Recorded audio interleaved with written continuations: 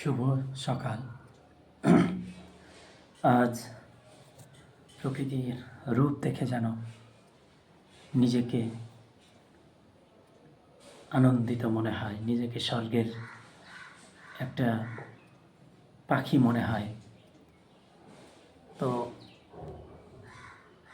সবাইকে বৈশাখী শুভেচ্ছা, অভিনন্দন ও প্রাকৃতিক যে সৌন্দর্য, তার রূপ মাধুর্যে ভরা আন্তরিক অভিনন্দন জানাই এবং শুভ সকাল।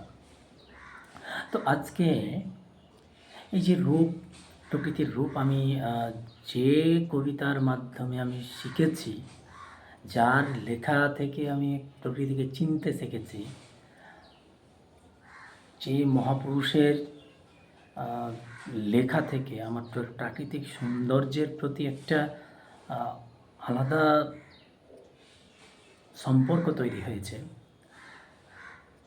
আমি সুকান্ত ভট্টাচার্যের একটা বইয়ে সেই কবির ব্যাপারে একটা কবিতা পেলাম এবং সেই মহাপুরুষের ব্যাপারে,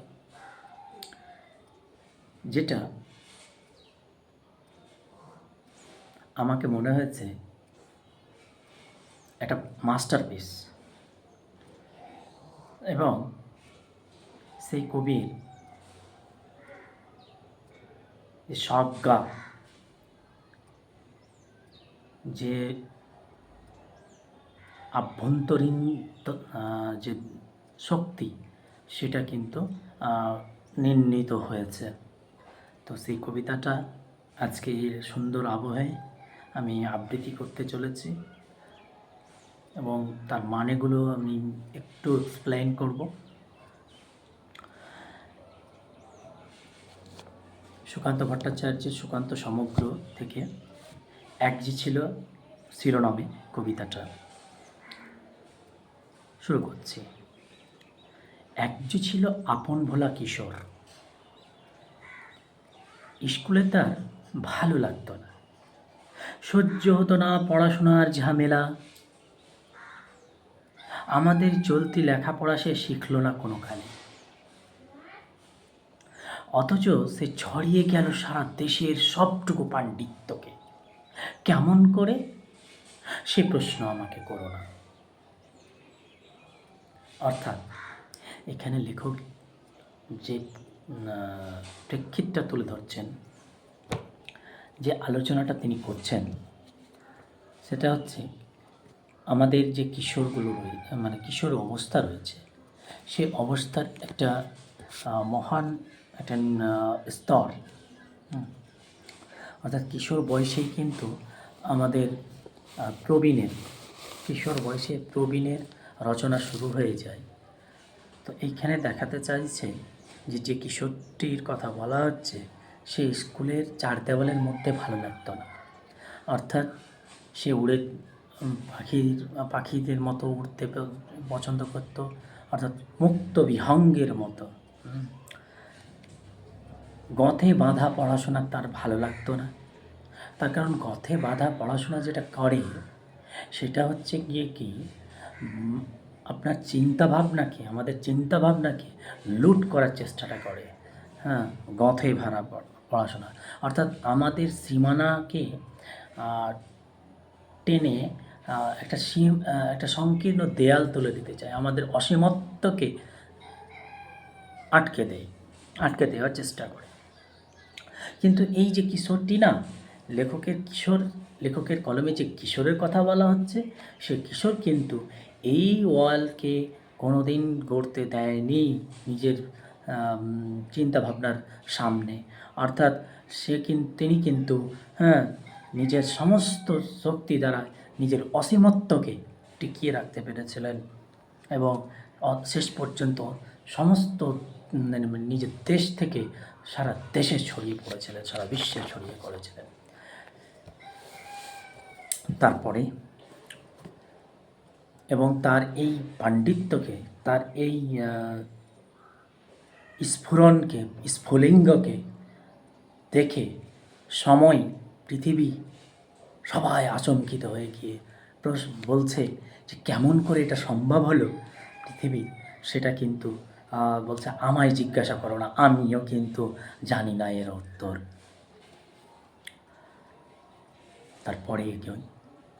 তারপরে বলছে বড় মানুষের মধ্যে গরিবের মতো মানুষ, বড় মানুষের মধ্যে গরিবের মতো মানুষ, তাই বড় হয়েছে বড় মানুষ না হয়ে মানুষ হিসেবে হলো অনেক বড়। কেমন করে, সে প্রশ্ন আমাকে করো না। এখানে স্পষ্ট করতে চাইছে বড় মানুষের মধ্যে গরিবের মতো মানুষ। এখানে কিন্তু বড় মানুষের মধ্যে গরিবের মতো মানুষ মানে যে লেখকের কথা বলা হচ্ছে তার কিন্তু অনেক সম্পদের মধ্যে ছিল, অনেক বৈভব ছিল, বিত্ত বৈভবের মধ্যে ছিল, কিন্তু নিজের এই বিত্ত বৈভবের মধ্যে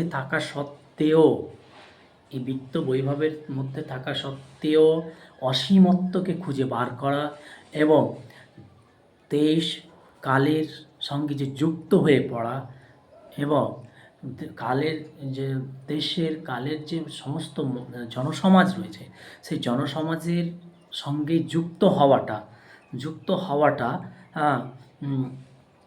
এটা লেখকের কাছে আশ্চর্যান্বিত হয়েছে, পুরো পৃথিবীর কাছে আশ্চর্যান্বিত হয়েছে যে তিনি বড় মানুষের মধ্যে, অর্থাৎ এত এত এত সম্পদ ছিল কিন্তু সেই সম্পদের মধ্যে আটকে থাকেনি, সেই সম্পদের উষ্ণ লোভের আহ্বানে আটকে থাকেনি, সে এগুলোকে ভেঙে চুরে একেবারে বিধ্বংসীভাবে ফেটে পড়েছিল এবং কী করেছিল, সাধারণ মানুষের সঙ্গে, সাধারণের দুঃখ কষ্ট যন্ত্রণার সঙ্গে জড়িয়ে পড়েছিল বলে বলা হচ্ছে এবং অনাড়ম্বর জীবন যাপন করত।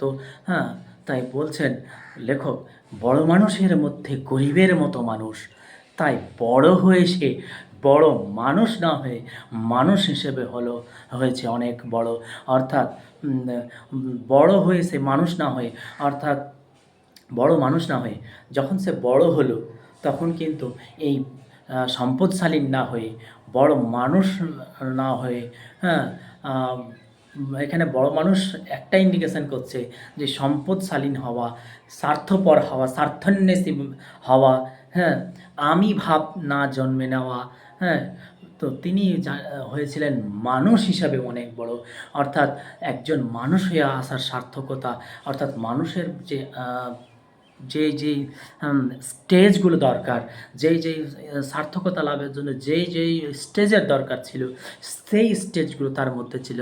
তাদের মধ্যে যেমন সমাজের দুঃখ কষ্ট, মানুষের হৃদয়কে চেনা, মানুষের মনকে নিয়ে কথা বলা, মানুষের পক্ষে অবলম্বন করা, মানুষের জন্য বাঁচা, মানুষের জন্যই কথা বলা, মানুষের জন্যই কলম ধরা, মানুষের জন্যই আওয়াজ উঠানো, এইটা তিনি বুঝতে পেরেছিলেন, অর্থাৎ অনুভব করতে পেরেছিলেন মানুষের মধ্যে দিয়ে ঈশ্বরের সঙ্গে কানেক্ট হওয়া যায়, মানুষের মধ্যে দিয়েই স্বর্গ লাভ করা যায়, মানুষের মধ্যে দিয়েই কিন্তু একটা সার্থকতার মাধ্যম দেখা যায়। তাই তিনি হয়েছিল না তাই যে বড় মানুষ হিসেবে অনেক বড় হয়েছে, বড় মানুষ হয়নি কিন্তু মানুষ হিসেবে অনেক বড় হচ্ছে। দুটো বাক্যের মধ্যে কিন্তু আমরা দেখতে পাচ্ছি স্ববিরোধী রয়েছে, অর্থাৎ বড় হয়েছে বড় মানুষ না হয়ে, মানুষ হিসেবে অনেক হয়েছে বড়, অর্থাৎ বড় মানুষ এই বাক্যের যে বচনের উদ্দেশ্য দিচ্ছে সেই বচন কিন্তু হচ্ছে বিত্ত বৈভবে আটকে থাকা মানুষ, পশু সমতুল্য মানুষকে বোঝানো হচ্ছে এবং এইখানে কিন্তু মানুষ হিসেবে হলো অনেক বড়। এইখানে কিন্তু যে মানুষের কথা বলা হচ্ছে সেই মানুষ কিন্তু মানুষের জন্য যিনি বাঁচে তাকে এখানে বোঝানো হচ্ছে। এই যে তার মানুষ হয়ে ওঠাটা, এটাকে পৃথিবী সময় থমকে দাঁড়িয়েছে এবং অবলোকন করে অবজারভেশন করছে যে কীভাবে এটা সম্ভব। তাই অবাক, অবাঞ্ছিত, পৃথিবীও অবাঞ্ছিত, অবাক হয়ে গেছে। কেমন করে এটা? সে প্রশ্ন আমাকে করো না। সবাই তো প্রশ্ন করছে, এটা কি হতে পারে? কিভাবে হলো এটা? কিভাবে সম্ভব হলো? তাহলে আমরা একটা জিনিস দেখতে পেলাম যে বড় মানুষের মধ্যে অর্থাৎ এখানে বারবারই কথা বলা হচ্ছে বড় মানুষই মানেই হয়ে যাচ্ছে অর্থাৎ সম্বিত্ত বৈভবের মধ্যে থেকেও যে মানুষের মানুষ হয়ে ওঠার যে সার্থকতা, তার যে গুণাগুণগুলো আমরা দেখতে পাই, সেগুলো কিন্তু অর্জন করা সম্ভব। তারপরে কবি বলছেন, লেখক বলছেন, গান সাধার বাধা আইন সে মানেননি, অথচ স্বর্গের বাগান থেকে সে চুরি করে আনলো তোমার আমার গান। গান সাধার বাধা আইন সে মানেনি, অথচ স্বর্গের বাগান থেকে সে চুরি করে আনলো তোমার আমার গান।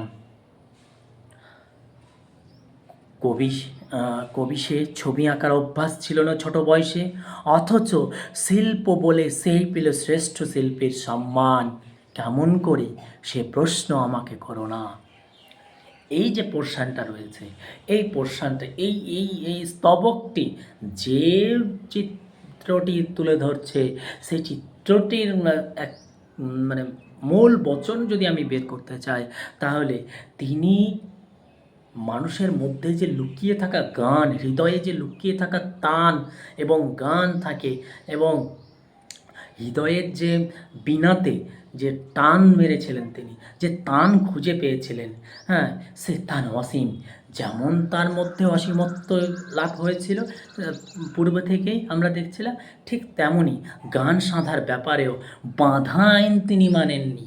যেমন তিনি লেখাপড়ার মধ্যেও বাঁধা আইন মানেননি, তেমনি করেই কিন্তু কী হয়েছে, গান সাধা, গানের যে একটা মৌলিকত্ব রয়েছে, গানের যে একটা নতুন অসীম রূপ রয়েছে, তিনি কিন্তু সেটা নিজের তৈরি করার চেষ্টা করেছেন। অর্থাৎ গান তিনি নিজের একেবারে অন্তর্দৃষ্টি দিয়ে ঈশ্বরের বীণা থেকে চুরি করে নিয়ে আসছেন, জোর করে নিয়ে আসছেন। হ্যাঁ, এটাকে আমরা দেখতে পাই। অর্থাৎ মানুষের ইতিহাস কিন্তু প্রমেথিউসের ইতিহাস। আমরা প্রমেথিউসকে দেখেছি যে স্বর্গে থেকে যে আগুন নিয়ে এসেছিল, সেটা আগুন চুরি করে নিয়ে এসে মানুষকে কিন্তু দিয়েছিল। অর্থাৎ একটা মৌলিক, এখানে কিন্তু আগুনের যে অর্থ দেখায় মৌলিকত্ব, অর্থাৎ মানুষের মধ্যেই যে মৌলিকত্ব রয়েছে, সেটা কিন্তু সব বুঝতে হবে। তো লেখক যে কবির কথা এখানে বলছে, যে মহান ব্যক্তিটির কথা এখানে বলছে, তিনি কিন্তু এই যে গান সেধেছিলেন, অর্থাৎ গান যে বেঁধেছিলেন, এখানে কিন্তু কাউরি অনুকরণ বা কাউরি অনুসরণ করেননি। তিনি একটা নিজের স্বজ্ঞা দিয়ে গানটাকে তৈরি করেছিলেন, গানের নতুন একটা রূপ তৈরি করেছিলেন। তারপরে ছবি তিনি ছোট থেকে আঁকতেন না। তিনি তো এক আত্মভোলা মানুষ ছিলেন। তিনি প্রকৃতির মাঝে হারিয়ে যেতেন, ঠিক আছে, নিজের অসীমত্বকে খুঁজে বেড়াতেন। বিভিন্ন রকম প্রশ্ন মাথার মধ্যে এসে গিজ করত। অ্যাট দ্যাট টাইম, সেই সময় কিন্তু তার কোনো ছবি আঁকার কোনো তিনি শুধু ছবিগুলোকে, প্রাকৃতিক জ্যান্ত ছবিগুলোকে তার স্মৃতিপটে বসাচ্ছেন, তার কনসাস মাইন্ডে বসাচ্ছেন। তিনি কিন্তু তার যে সাবকনসাস মাইন্ড আছে, সেই সাবকনসাস মাইন্ডে এই যে জ্যান্ত ছবিগুলো, প্রকৃতির এত রূপ সৌন্দর্যময় ছবিগুলো তার সাবকনসাস মাইন্ডে স্থান পেতে শুরু করেছিল, এবং তিনি কনসাস মাইন্ডে বিশ্লেষণ করতেন সবসময়। তারপরে তিনি লেখার মাধ্যমে, কাব্যের মাধ্যমে, উপন্যাসের মাধ্যমে, ছোট গল্পের মাধ্যমে কিন্তু তিনি সেই ছবি শব্দের মাধ্যমে ছবিগুলোকে দেখাতে চেষ্টা করেছিলেন। হঠাৎ করে তিনি যখন পরিচিত হলেন অনেক ছবির মাধ্যমে, এই ছবির মাধ্যমেও কিন্তু এই জিনিসগুলো, চিন্তাভাবনাগুলো আরও সুনিপুণ করা যায়, আর আরও মানুষের কাছে মনোগ্রাহী করা যায়, মানুষের হৃদয়ের কাছে পৌঁছানো যায় ছবির মাধ্যমে। তখন তিনি কিন্তু একটা বয়সে এসে প্রায় 55+ বয়সে এসে ছবি আঁকতে শুরু করেন। এই মহান ব্যক্তিটি, হ্যাঁ। তো তিনি ছোট বয়সে কিন্তু ছবি আঁকা ছিল না, অথচ এত বড় হয়ে যে প্রবীণ হয়ে গিয়ে প্রবীণ বয়সে ছবি এঁকে সাফল্য, সারা বিশ্বে সাফল্যমণ্ডিত হয়েছিল, শিল্পীদের শ্রেষ্ঠ শিল্পীর সম্মান পেয়েছিল। হ্যাঁ, তার এই আত্মিক বিস্ফোরণ এবং এই পরমাণু বোমার মতো ফেটে পড়া, অর্থাৎ প্রথমে সে অসীমত্বকে লাভ করা, ছাত্র হিসাবে একটা আদর্শ মানুষ হিসাবে ফেটে পড়া, তারপরে আদর্শ গান লেখা, হ্যাঁ, এইভাবে ফেটে পড়া, তারপরে ছবি আঁকার মাধ্যমে নিজের অন্তরের যে সত্তা লুকিয়ে ছিল সেই সত্তার বিকাশ ঘটানো এবং প্রকাশ ঘটানো, সূর্যের যে উজ্জ্বল উদ্দীপ্তিময় যে অবস্থা ছিল, নিজের আত্মার সেই অবস্থা যখন করতে পেরেছিলেন, তার যে ঝলক ছিল, তার যে উজ্জ্বলময়তা ছিল, সেটা দেখে পৃথিবী আশ্চর্যান্বিত হয়ে গেছে, পৃথিবীর লোক আশ্চর্যান্বিত হয়ে গেছে, জনসমুদ্র যেন আজকে আশ্চর্যান্বিত হয়ে একটাই কথা বলে, কেমন করে এটা সম্ভব হলো? সে প্রশ্ন আমাকে করো না। বারবারই পৃথিবী সময় কিন্তু মানে নিজেকে বলছে আমি জানি না যে সেটা কেমন করে সম্ভব হলো। তারপরে হলো মানুষ হলো না বলে যে ছিল তার দিদির আক্ষেপের বিষয়। অনেক দিন অনেক বিদ্রূপ যাকে করেছে আহত, সেই একদিন চমক লাগিয়ে করল দিগ্বিজয়। কেউ তাকে বলল বিশ্বকবি, কেউ বা কবিগুরু, উত্তর দক্ষিণ পূর্ব পশ্চিম চারিদিক করল প্রণাম। তাই পৃথিবী আজও অবাক হয়ে তাকিয়ে বলছে, কেমন করে? সে প্রশ্ন আমাকে করো না, এ প্রশ্নের জবাব তোমাদের মতো আমিও খুঁজি। তাহলে কি হলো? এখানে যে কবির কথা বলা হচ্ছে স্পষ্টতা লাভ করলো এই স্ট্যাঞ্জারে, এই স্তবকের মাধ্যমে। কিন্তু যে আমরা দেখতে পাচ্ছি যে কবির কথা বলা হচ্ছে, যে মহান দার্শনিক সমতুল্য কবির কথা বলা হচ্ছে, আমরা কিন্তু বুঝতে পারছি এখানে বলছে যে মানুষ হলো না বলে যে ছিল তার দিদির আক্ষেপের বিষয়।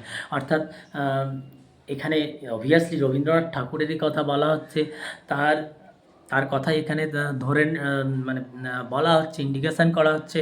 হ্যাঁ, তো এইখানে তার বড় দিদি তার যে মানুষ হওয়া নিয়ে একটা, মানুষ হলো না বলে যে ছিল তার দিদির আক্ষেপ, অর্থাৎ তার দিদির কাছে যে মানুষ হওয়ার যে সূত্র ছিল, সেই অনুযায়ী তো মানুষ হননি। হ্যাঁ, তিনি তো অন্য রূপের মানুষ, তিনি তো অমানুষী শক্তি আছে তার মধ্যে, তো মানুষ তো তিনি হয়নি। হ্যাঁ, অমানুষী শক্তির মাধ্যমে তার আত্মার বিকাশ হয়েছে, এই যে একটা বিষয়, এটা নিয়ে কিন্তু তার বড়দি খুব একটা খুশি ছিল না। তারপরেও তাকে আঘাত সহ্য করতে হয়েছে, প্রতি পদে পদে অপমান সহ্য করতে হয়েছে। তিনি যখন নোবেল প্রাইজ পাওয়ার পরে যখন ভারতবর্ষে ফিরে আসেন, তখন ভারতবর্ষ অনেক তুচ্ছ তাচ্ছিল্য করেছিল। আমাদের ভারতবাসীরাই কিন্তু ভারতবর্ষের রত্নকে তিনি আমরাই চিনতে পারিনি, বাঙালির শত আঘাত তাকে দিয়েছে। হ্যাঁ, এমনকি নোবেল প্রাইজটাকে যে নিয়ে এসেছিল গীতাঞ্জলির জন্য, সেটাও নাকি অন্যের চুরি করা লেখা মাধ্যমে পেয়েছিল। এত জঘন্য একটা মন্তব্য আমাদের দ্বারা করা হয়েছিল। তাই তিনি শোকাহত হয়ে তিনি একটা কবিতা লিখেছেন, হেমোর দুর্ভাগা দেশ, যাদের করেছ অপমান হতে হবে তাহাদের সবার সমান। এই যে কবিতাটা ছিল, এই কবিতাটা কিন্তু তিনি লিখেছিলেন। আর একটা কবিতা লিখেছিলেন গীতাঞ্জলি সম্পর্কে, যে যাদের জন্য এই গ্রন্থটি লেখা হয়েছে তারা কিন্তু গ্রহণ করেনি। তার অন্য পূর্বে সমুদ্রে যারা আটকে ছিল তারা এটাকে গ্রহণ করেছিল, কিন্তু ভারতবর্ষের লোকেরা এটাকে গ্রহণ করেনি। অর্থাৎ আমাদের যে চরিত্র এখনও কিন্তু আমাদের এটা বদলায়নি। অথচ দেখা যাচ্ছে যে সবাই আশ্চর্যান্বিত হয়ে গেছিল, এমনকি সময়ও থমকে দাঁড়িয়ে গিয়েছিল মনে হচ্ছে। এমন একটা তার দীপ্তিময়তাকে দেখে এতটাই আনন্দিত হয়ে গেছিল, এতটাই আচমকিত হয়ে গেছিল সবাই, যে তাদের মধ্যেকার একটিও মানুষ জানছিল না এটা কি করে সম্ভব, কেমনভাবে তারা বুঝতে পারবে। তার কারণ তাদের মধ্যে যে অসুস্থ মস্তিষ্কের অভাব ছিল। আজকেরও শুনতে হয় যে না, রবীন্দ্রনাথের জনগণ মন অধিনায়ক জয় হে, এইটা পঞ্চম জর্জকে উৎসর্গ করা কতটা লজ্জাস্কর ব্যাপার। যে আমাদের মাঝে একটা এমন দার্শনিক কবি ছিল, তার লেখাকে আমরা প্রশ্ন করছি। অর্থাৎ যে মানুষটি কিনা সমস্ত সমস্ত মানুষের ওপারে গিয়ে দাঁড়িয়ে কথা বলেছিল, সমস্ত মানুষের হৃদয়ে থাকার চেষ্টা করেছিল, এবং তিনি বলেছিলেনও যে তিনি স্বীকারও করেছেন বারবার যে আমি মানুষকে বড় করে দেখি। হ্যাঁ, যেমন তিনি বলেছিলেন একটা কবিতায়, মরিতে চাহি না আমি সুন্দরী ভুবনে, মানবের মাঝে আমি বাঁচিবারে চাই। তাহলে বারবারই বলছে যে আমি মরতে চাই না, আমি মানুষের সঙ্গেই থাকতে চাই। অর্থাৎ মানুষকে ভালোবেসে থাকতে চাই, মানুষের হৃদয়কে ভালোবেসে থাকতে চাই। এই যে জায়গাগুলো রয়েছে, এই জায়গাগুলো আমাদের চিন্তাভাবনার দরকার রয়েছে। কিন্তু আমরা চিন্তাভাবনা না করে একটা ব্ল্যাঙ্ক কথা চালিয়ে দিই যে না, রবীন্দ্রনাথ ঠাকুর ব্রিটিশের লেখী ছিল, এই সমস্ত কথাবার্তা কিন্তু আমরা পাই। তো আজকের যে কবিতাটা থেকে আমরা দেখলাম, যে জায়গাগুলো আমরা বুঝতে পারলাম, অনেক অনেক অনেক হয়তো জিনিস জানা হলো, আবার অনেক অনেক থেকে গেল, প্রশ্ন জাগবেই। যদি প্রশ্ন না জাগে তাহলে বুঝতে হবে যে আমি যে উপস্থাপন করছি, এই উপস্থাপনে কোনো সমস্যা রয়েছে। তো সবাইকে আবার ধন্যবাদ, নমস্কার জানিয়ে আমি শেষ করছি। আবার আমি কোনো কবিতার একটা দীর্ঘ পরিসরে আলোচনা অবশ্যই আমি করব। ধন্যবাদ।